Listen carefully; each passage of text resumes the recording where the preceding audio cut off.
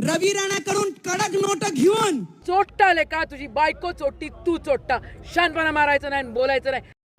काय इमानदारीची गोष्ट करते, काय इमानदारी आहे ताईमध्ये. हा लोकसभेमध्ये माझ्यासोबत फिरून रवी राणाकडून कडक नोट घेऊन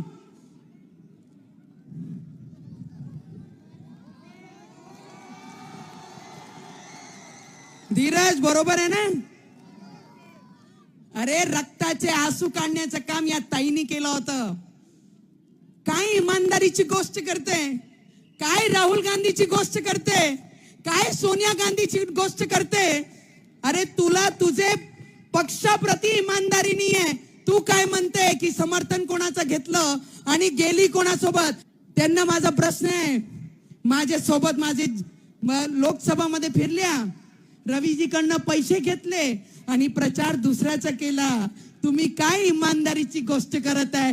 खुद के गिरिबान में झांक कर देखो कितना अंधेरा तुम्हारे अंदर है. उजाले की बात मत करो. जो खुद अंधेरे में रहता है उसने उजाले की बात करना नहीं चाहिए. कडक कडक नोटा घेतल्या आणि शाण्या म्हणा अवकातीत राहाय.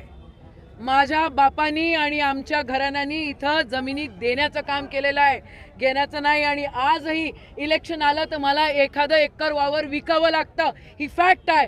चोट्टाले का तुझी बायको चोट्टी तू चोट्टा शानपणा मारायचं नाही बोलायचं नाही. सिद्ध करून दाखव मला साल्या आराम करा.